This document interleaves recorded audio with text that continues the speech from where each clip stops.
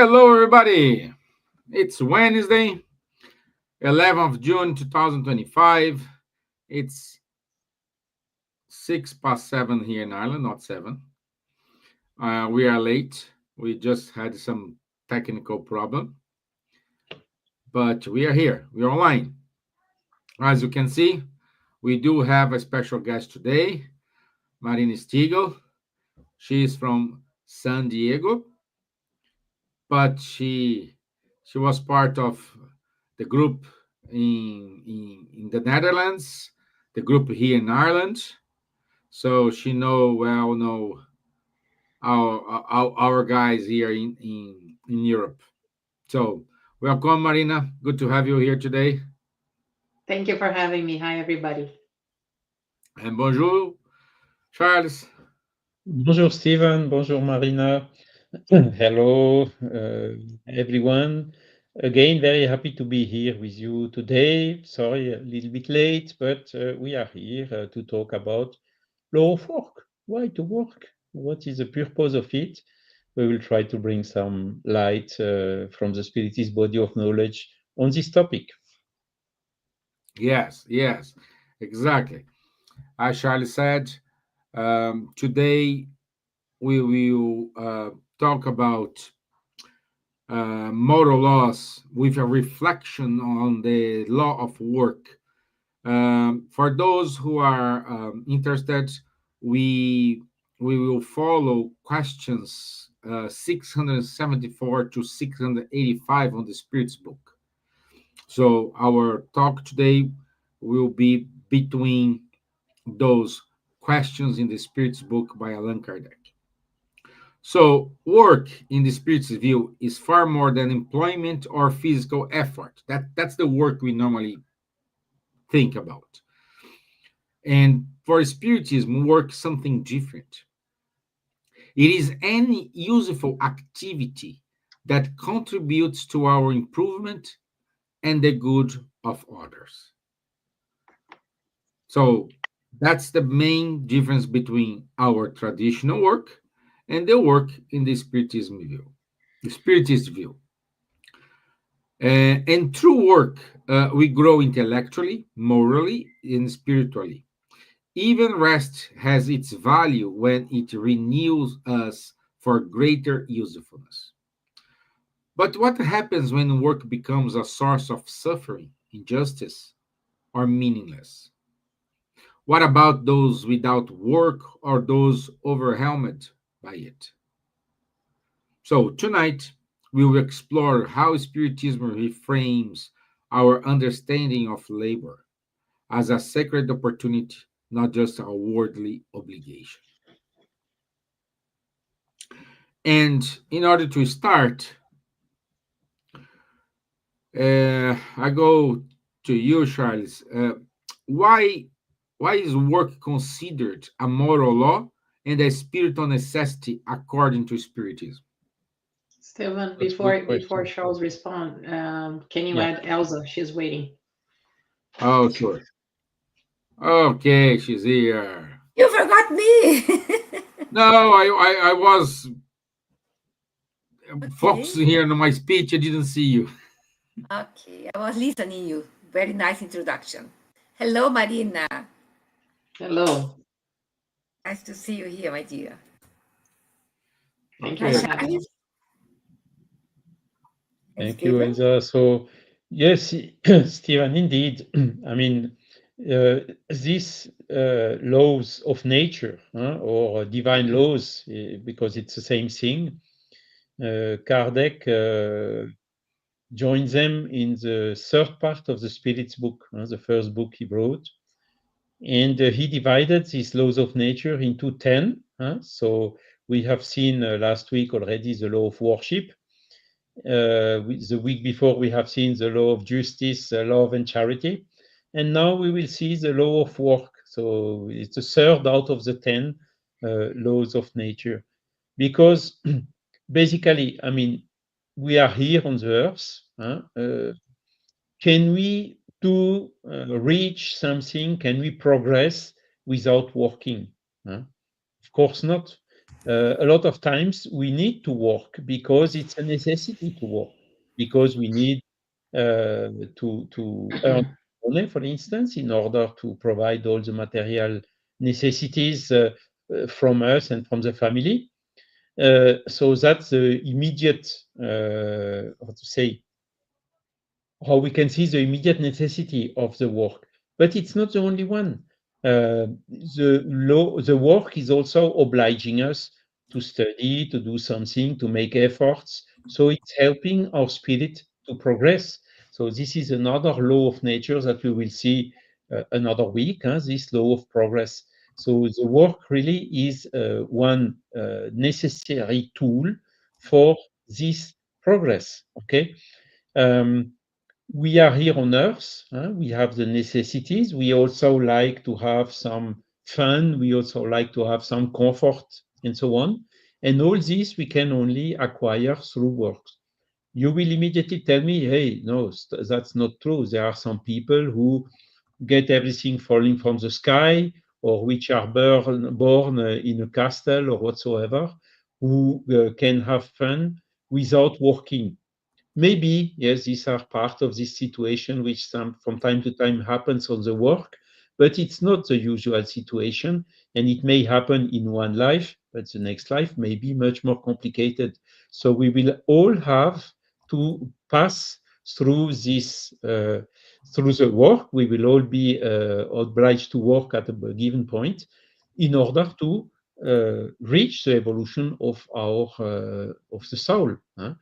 It's when we work that we are really stimulating our intellectual activities or physical activities as well, or both in the most of the cases.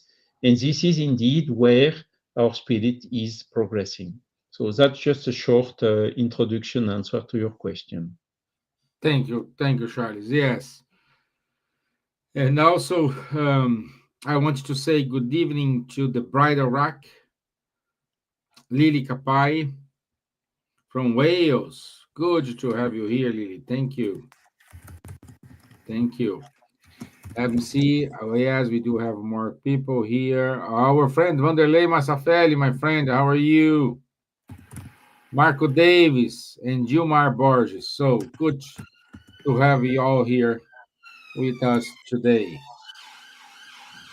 So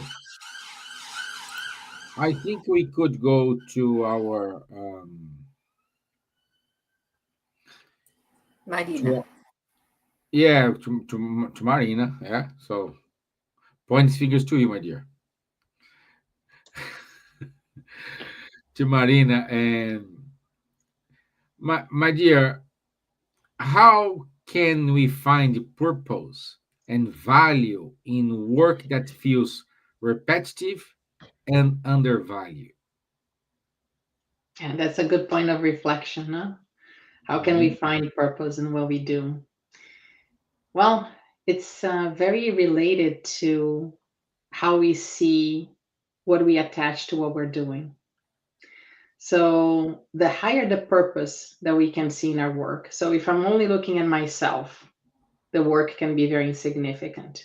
But the minute I start to see the impact I have on others and the society and the community and so on, the more relevant it becomes.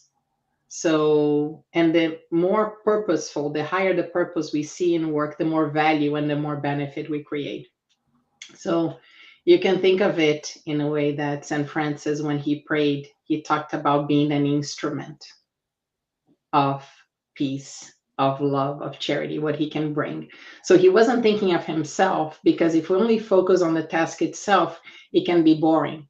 But if we look at the value that we're bringing to others, the service that he has to others, then we see a higher value, right? So it's not repetitive anymore. And that's why we admire so much the work of mothers, because a mother every day, she'll wake up, she'll take care of her children, she'll cook for everybody, she'll clean for everyone, and the next day she'll do it again and again. But that is done out of love. So I think one of your questions here is talking about the difference of what we do out of obligation versus love, is that when there's love, there's the service, and when there's service, there's the purpose. I love it. What is the service? There is a purpose. that's that's that's wonderful, and I love it. So, Elsa, do you have any comments? I was thinking what Marina said about the mothers. Yes, mothers are tireless. They never get tired. They can spend the day and night, take care of the kids. And we never forget the importance of the spiritual world. Giving the mother or someone that are dedicated besides a bed with your people, how much love and care the benefactors are giving to this person. So, yes, we are tired, but we can rest and receive a blissful, potentialized 10 minutes that we rest is like look like that you rest for 8 hours when you are really focus your mind to help others, not only thinking ourselves. That as a greedy person, no, I have to rest more, I have to do this, to do that all the time. And you ask a favor, no, no, no, no, I'm busy at all. So when we are really seeing with the eyes of love, put our heart where our eyes is, or doing things for towards others, yes, it's the blissful moment that we can see in this special purpose of valuing our work. And I Yeah, think one of the most important questions you can ask is, how can I serve, right? And there's a story of this popular story about the NASA janitor, right? He was just cleaning the floor, but when somebody asked what he does, he said, "I help men get to the moon." So he didn't see just cleaning the floor; he had a role in the society. And Emmanuel explains that very well, that we operate in a community. We all have a role to play, right? And we need each other. So we can't just live by ourselves. We need people that clean our roads, people that collect the trash. There are people that replenish the shelves in the grocery store so we can purchase things. There are people that work in the bank so we can have an operating system. There are people that fix the roles. There are people that there are all sorts, there are big roles, small roles, some that we consider more or less significant, but everybody plays a part. And it's about us playing a part, looking at the whole. So when we have that vision, is when we see bigger than just the task that we're doing at that minute. We're saying, hey, what is my role here? How can I help? How can I serve others?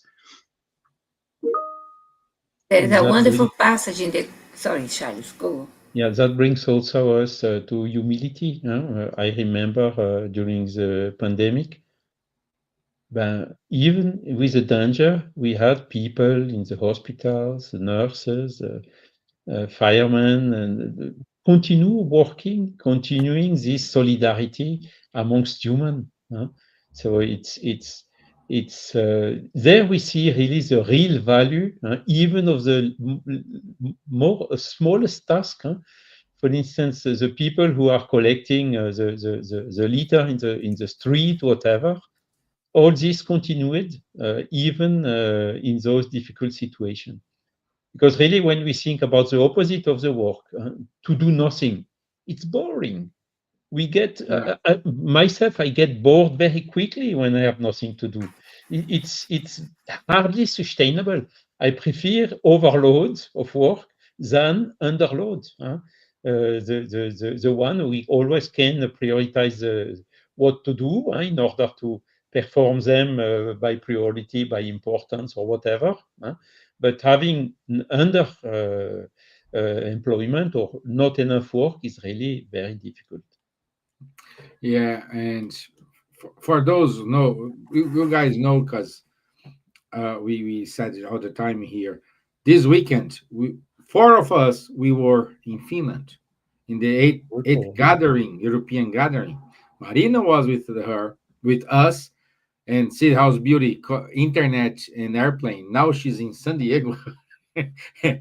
Charles in France, Elsa's in UK. I'm in Ireland, and here we are united again. So this is wonderful.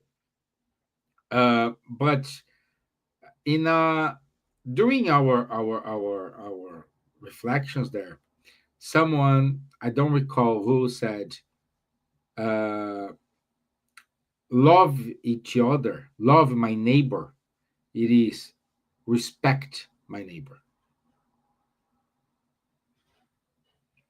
And since we have to respect, even though you're doing nothing, but you respect the other, you are doing a lot of things. You're avoiding that person getting frustrated. You encouraging that person to do what they think, even though it's something wrong, or wrong not wrong in a bad thing, but something they need to learn, but you respect the opinion, you respect the boundaries, you respect the position, you respect, I don't know, perhaps you are in a high level, more evolved than that person, and you respect them. You don't humiliate. And usually we see people with higher graduation or higher hierarchy, they like to humiliate. And this is what go back to Marina said about the janitor. Come on, the guy just cleaned the bathrooms, but he was working to put the man on the moon. This is respect. Doesn't matter what you do here, calculations or clean the bathroom, we are putting the man on the moon. So everyone was respecting each other in what they do best.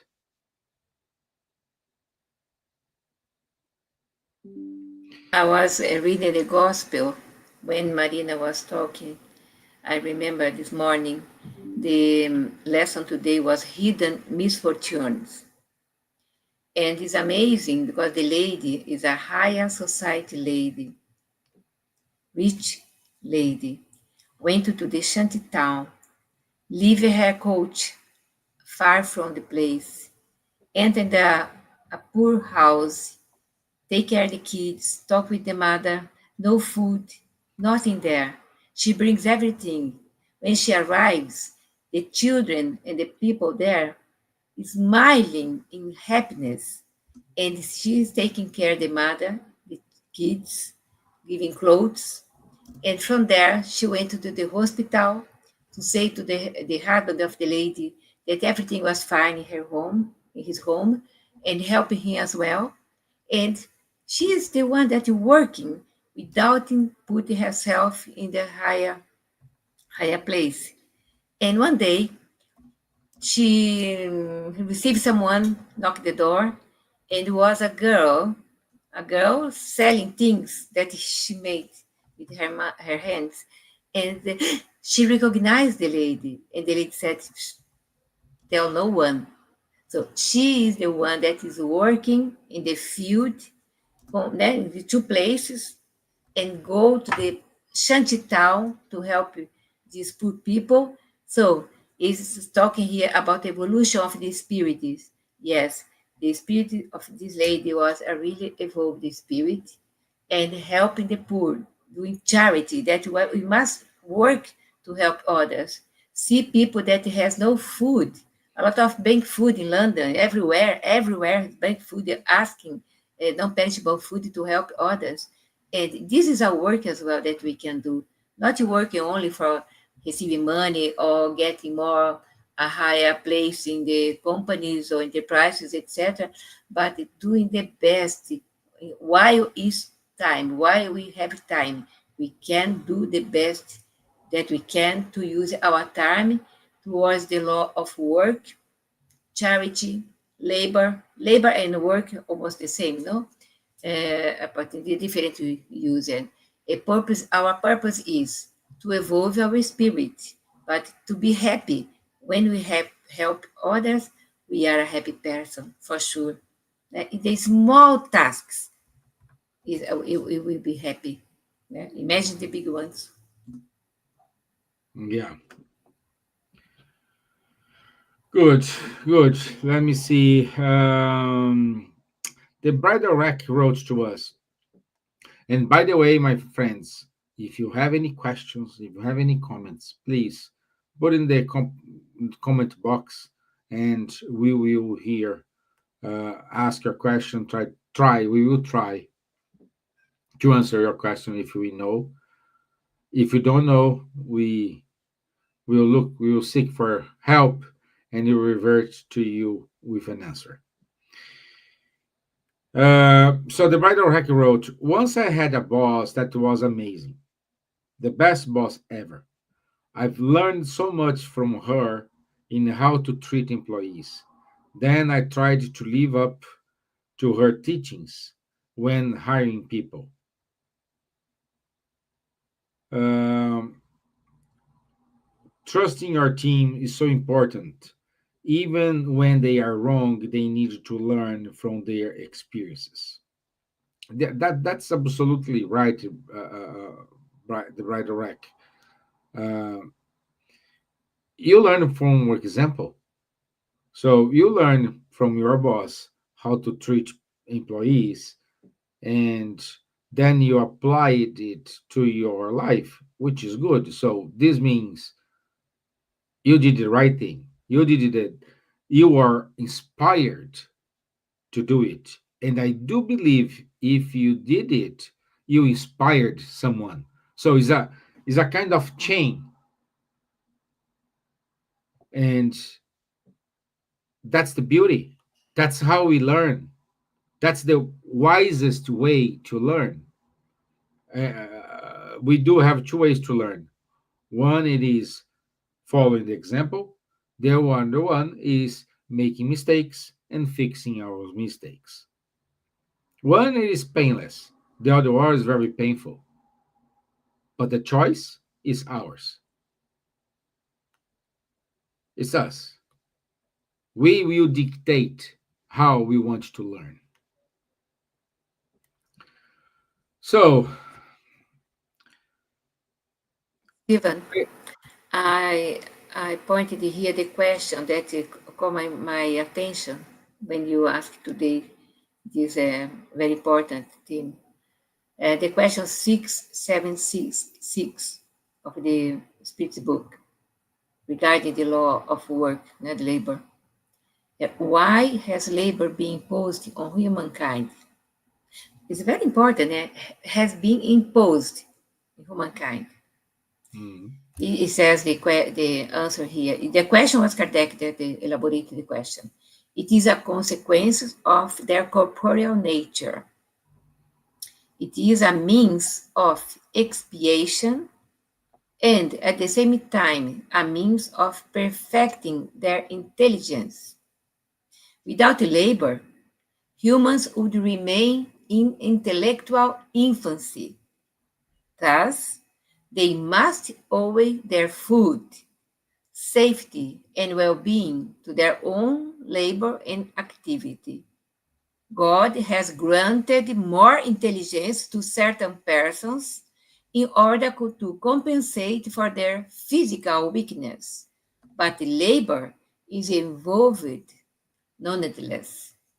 mm, So there is the man has no food without the labor, or the pesperi, or sword of the host. I don't know in English how to can say that. And this is true. We only progress, we only be happy when we are together in a big chain of work, helping each other, helping the society, helping the planet to evolve, but put in practice as well charity and love. That is the importance to work with love, not work with I don't like this, I have to do, I don't like my boss, etc. mhm, mhm. Oh, Marina. Yeah. I think I love that you read that, and because I made note of that. Without work, humanity would remain in its infancy, because otherwise we don't develop, right? Why are we here? We are here to develop and to contribute to to others. We all play a bigger role, and the only way to do that is through work. I also like what Leon Denis says, that work is an opportunity to develop our abilities, to progress, and to contribute to the society. Difficulties are challenges that allow us to build and grow, right? So I think it says a little bit the same thing, that, and we see that as an opportunity. I think when we look from just a way to earn money, it is we don't like work. But as we progress and as we start seeing the higher purpose of it, then we start to enjoy it, because everything in nature works, right? We know that everything serves a purpose. Look at the sun. The sun is only giving all the time, right? Yeah, exactly. And I Yeah. think we touched here another aspect of the work, is the relationship between the boss and the employees, through Brida Rack's question. So it's a huge responsibility to have people reporting to us, because how to say, if we push too hard, or if we do not give enough attention to them, we at the end will be responsible. And of course, I think even in my professional life, I had bosses which were quite good, quite helpful. Some other which were, I would say, more difficult, or putting too much pressure and whatsoever. Okay, that's part also for us to learn about humility, to learn about patience, to see if we are really resistant to this adversity.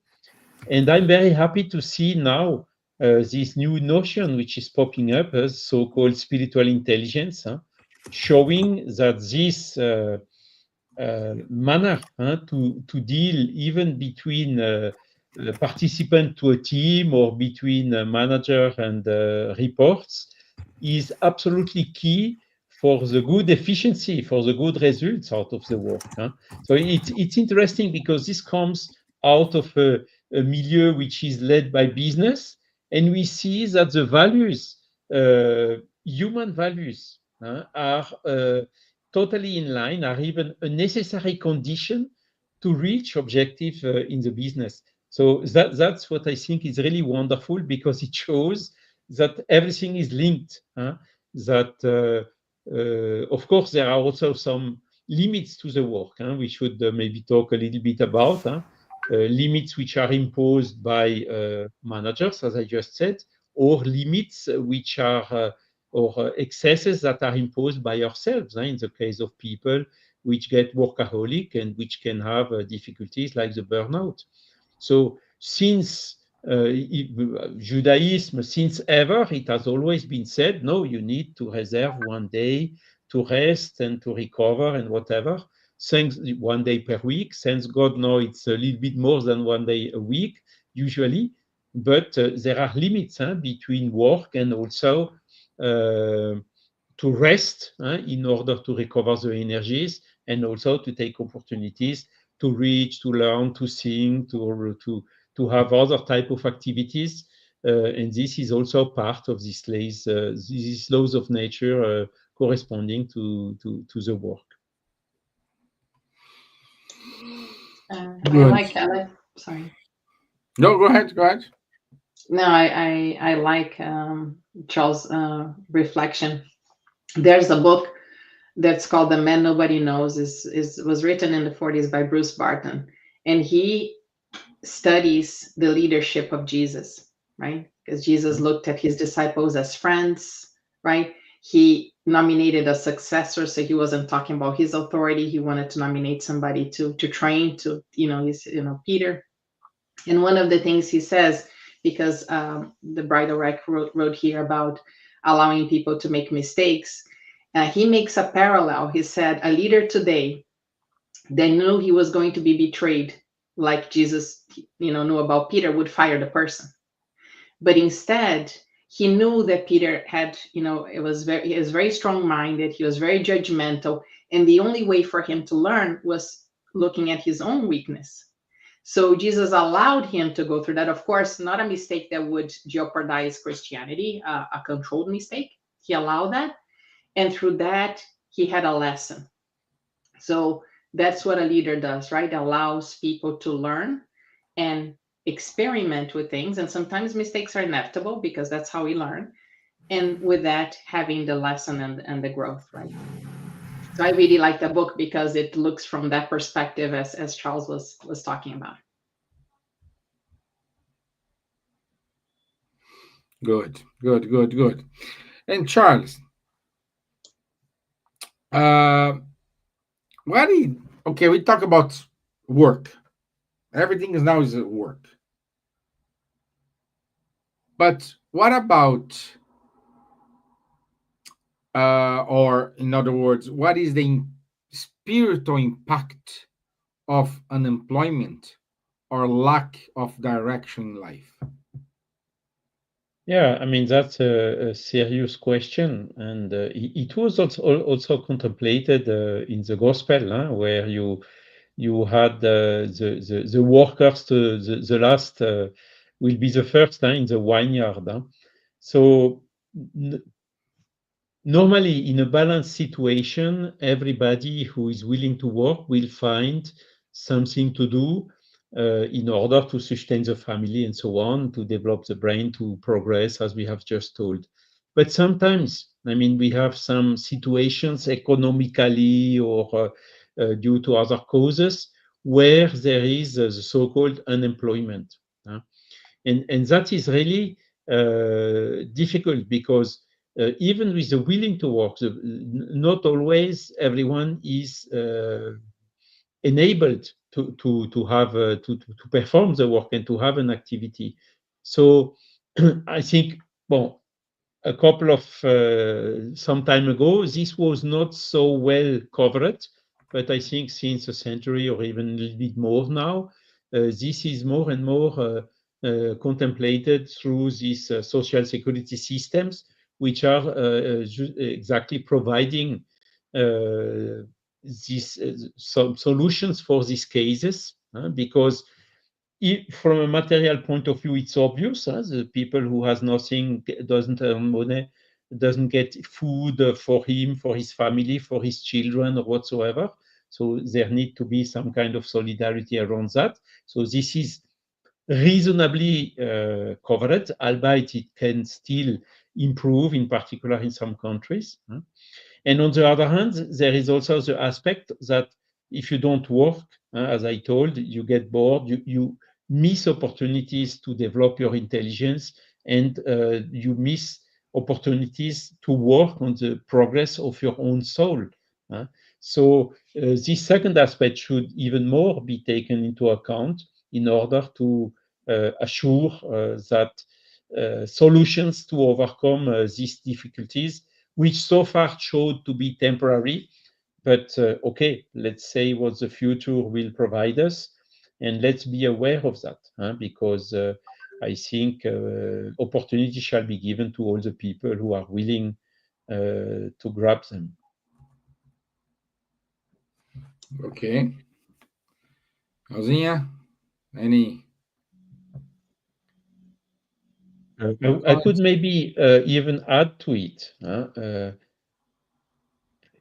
Do nothing is boring, as I said, but it can be boring at a very deep point, leading even the person to depression or even to attempt to take his own life. So the consequences can really go up to that point.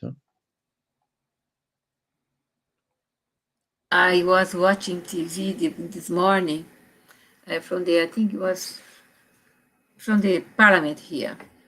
And the person, the IT department, etc., is preparing a big fair in IT technology, etc.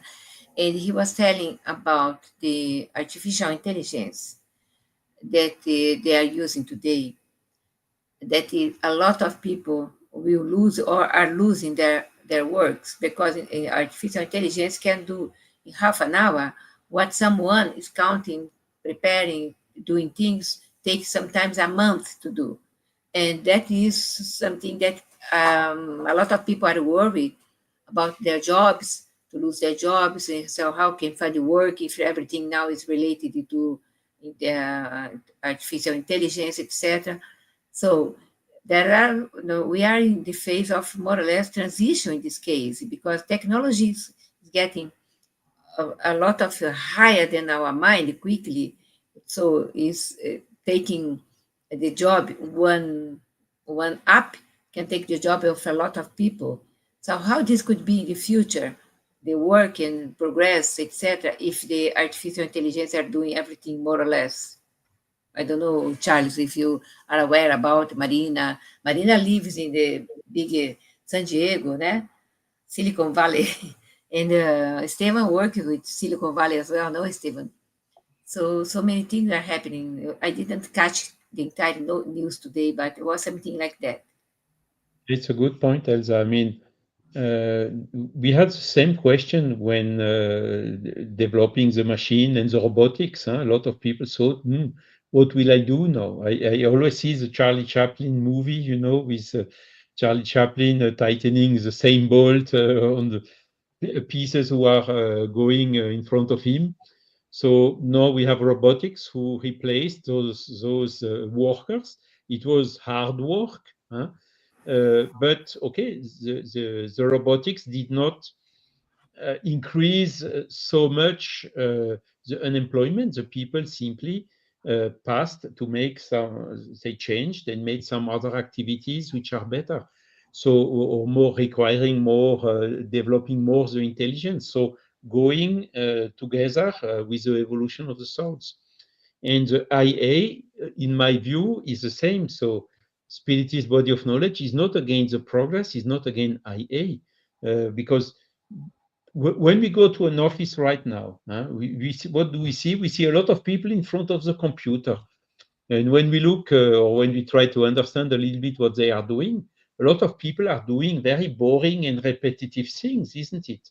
So all these boring and repetitive things will be done by IA progressively, and the people will have to do maybe a little bit less, but things which require more intelligence, which IA is not capable to do, at least yet. Maybe the IA will progress, of course, but there are some tasks that IA, because artificial intelligence, there is a word intelligence of it, but it's not really an intelligence. Artificial intelligence is only capable to do what it has been programmed for. So innovating, deciding, there are some typical attitudes that as a real intelligence we are used to do that artificial intelligence will not be capable to do so quickly. So yes, there is still a lot of space for the work and for the human being to develop their intelligence and to foster the evolution of the soul without any doubt. What you can see generally is all these robotics and so on are reducing the time we have to spend to work. It was, I don't know, 50 hours or more a century ago. Maybe now it's 40, then it went down to 45, 40, maybe today even a little bit less, 35.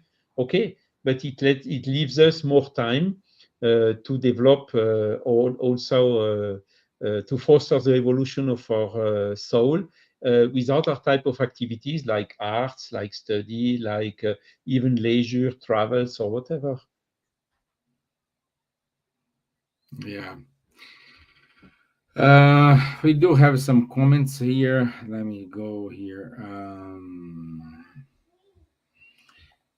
So Louviam it is with us. Marco Dave said all kind of work that had your importance because development, intelligence, is skill evolution for the person and the society around it. So, but the volunteer and charitables at all sort of had more value cause it's make my by love, not money. Interesting. Yes, Marco. Yes, the charitable work doesn't matter in any charitable, but a volunteer work without remuneration. You're doing this by love. It is, of course, well recognized. We applaud that cause, and we need it more. So the bride direct said, so I have two business. One employee is about five ladies, and the other I work myself, and I am not making money. I could easily sack the ladies and just close the shop and work myself, doing what the employees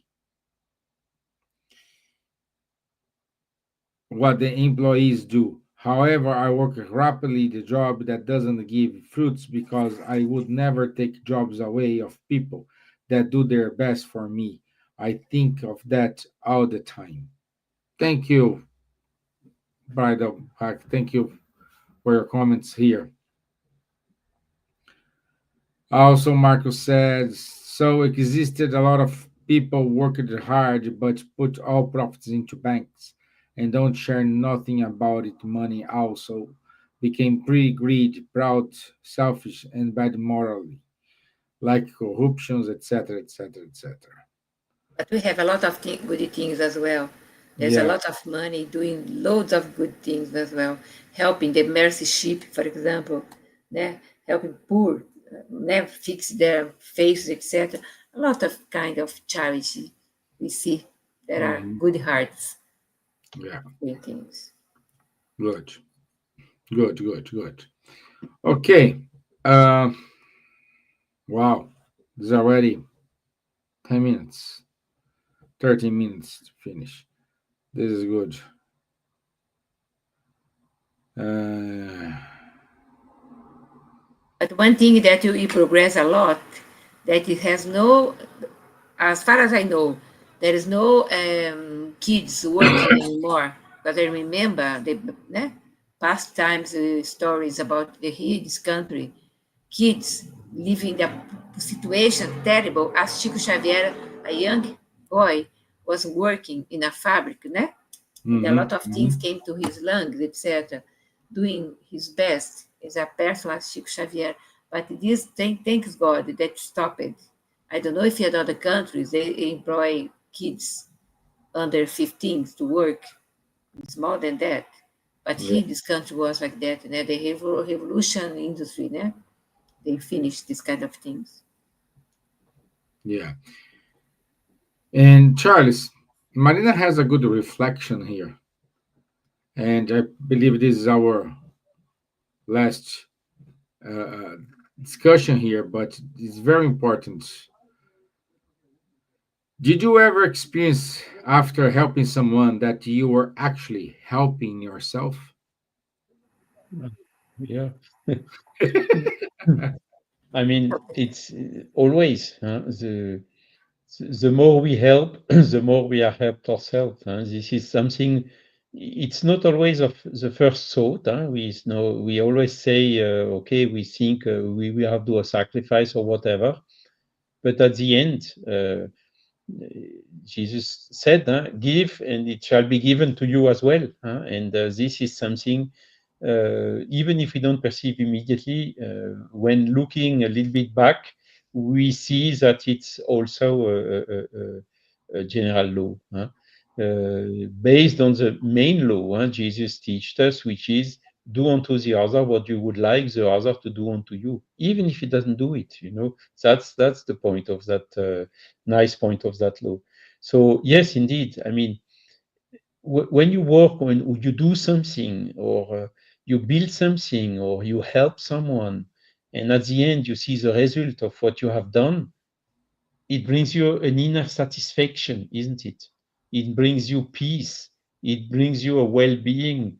It brings you a quiet conscience of having done something useful for someone or for the community or for whatever. And this is basically also what is said. You get 10 times back what you have given, isn't it? Thank Marina? you, Charles. Yeah, if I can add a story to that, and I love your explanation. There's an ancient story about two monks, and they had to walk it was a long, long journey, and they had to go through nature, and it was cold, and sleep, and out and outside, and all of that, and they had very few things with them. And in the middle of it, they found a baby, and the baby was by himself and wasn't going to survive. And they had a conversation about that. One monk said, "Look, we can barely make it ourselves, right? Let's leave the baby here." And the other one said, "No, I can't do that. I want to take the baby. The baby is not going to survive." So he said, "Okay, fine, then, but you're going to walk slower I'm gonna go ahead, and you're gonna have to walk slower because he had to hold baby. So a few days later, so one monk went away, the other one stayed a little bit behind. So they separated from then on. A few days later, the monk with the baby made to the village, and he was looking for the other monk. He said, "Where is he?" "No, we don't know where he is." He said, "Well, he should have arrived earlier because I was behind." And they couldn't find him. So it turned out that the monk that went ahead died out of cold. And the other one, because the baby was warming his chest as he was walking, couldn't make it. So he thought he was helping the baby, but the baby was helping him. And sometimes these are the things that we don't see, because the philosophy we study, Spiritism, talks about morality. Kardec says that the biggest problem of humanity is morality. And when we aim to achieve the level of morality is when we're working in accordance of the laws of God, in which one of them is the law of labor. But as Charles talked about, the law of love, justice, and charity is also a law that guides us. So that is where we should, and when we see labor and work from that perspective, it changes everything. Beautiful. But yeah, Elsa. There is also another example like this. It's from Kardec himself. When he started observing the moving tables and seeing that behind this movement there is a lot of things, seems to be spirits, seems to be possibility to communicate with humans and so on. At a given point in time, he was in a meeting, and some people started telling him, "No, you have the mission. You need to put all that in sequence and so on."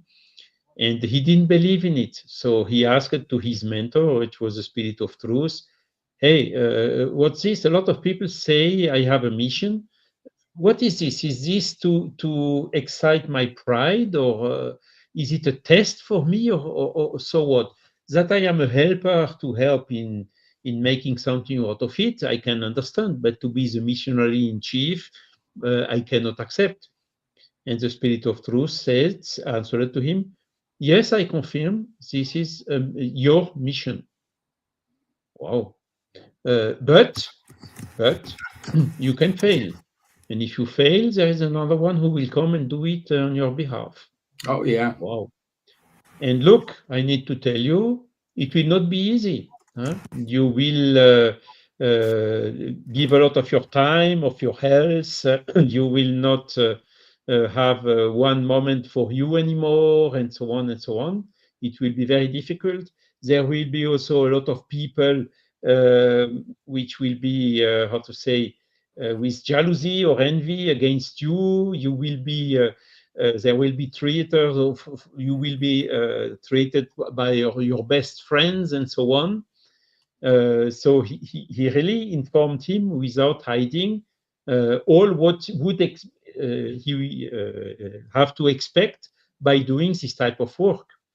And then Kardec, at that time it was still revived, asked, and what are the reason why I could fail? Is it my lack of competencies or my lack of knowledge?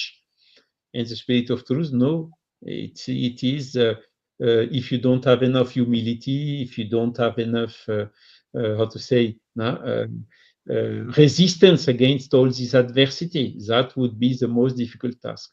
And at the end, he thought a little bit, put you in his feet at this moment, and he said, "Okay, I take the challenge, but I put my conditions. You spirits have to assist me." And the Spirit assisted him all along his mission, that at the end he accomplished in a little bit more than a decade. And when he was reading this communication, something like 10 years after, he told, "All what we want me, all of this happened. I have been treated by my best friends. I have been abandoned. The people I was more counting on failed, and so on." But then he added, there is a lot of things also that happened, but the Spirit of Truth did not tell me that at that moment.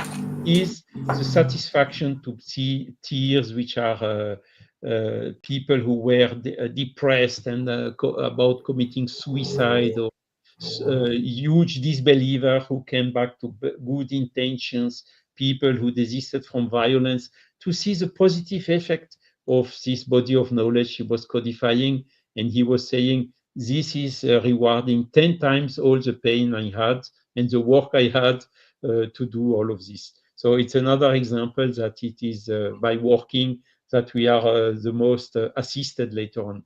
And until today, you have millions of people, tens of millions of people around the world grateful to the work Kardec has done. Wonderful, Kardec. And but as you said, if he hadn't done it, someone's gonna do it. Exactly. Yeah. But you know, the Spirit of Truth, he knew he would not fail, but he couldn't tell him something else. Exactly. If you would have told him, no, don't worry, you will not fail, it would not be the same motivation. You got it? So that's also, as Marina just told, good attitude of a leader. Huh? Not to promise the moon, or not to make the people overconfident, to challenge them to the right level, you know.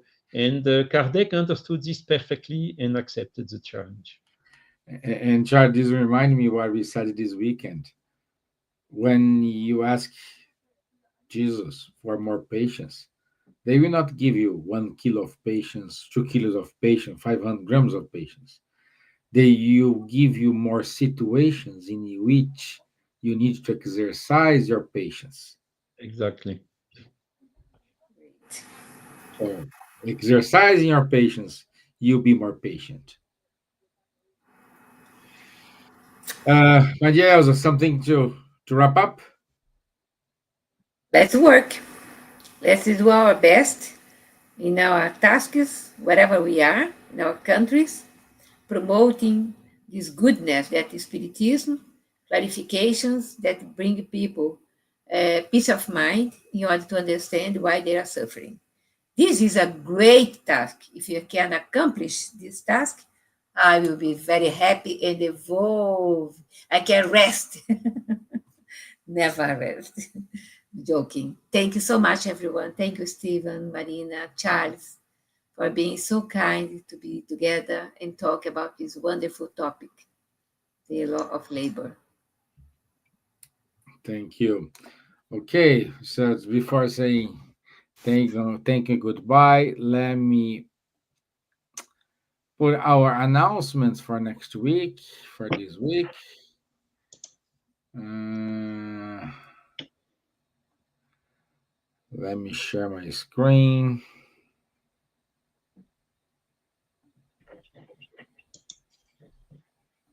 The bridal racking, don't talk too much. You bring insights, food for thoughts. It's nice to have you here, Maya.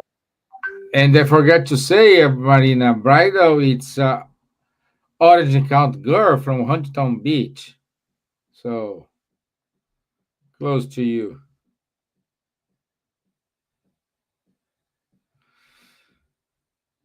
Okay.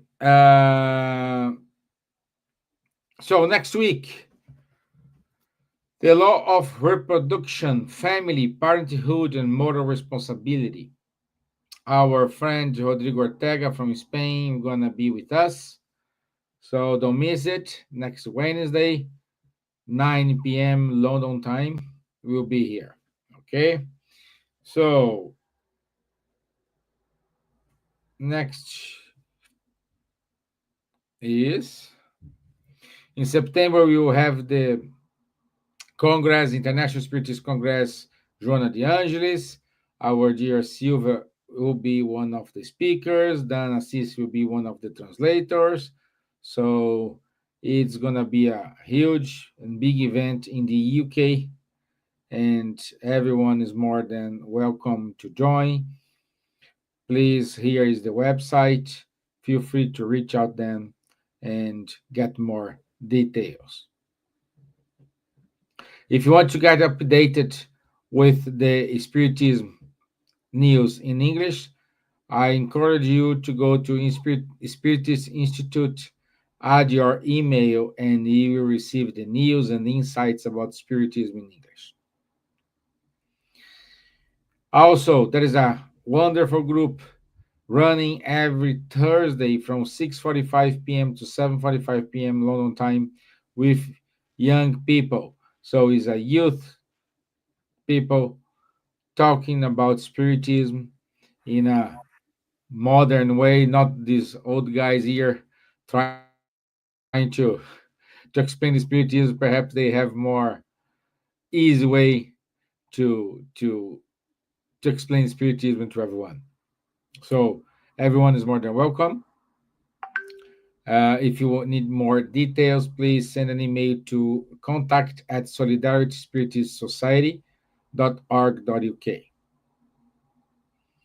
Also, read the Spiritism magazine, listen Kardec radio, and today we have launched our bot in Chat GPT. So the bot called Kardec bot.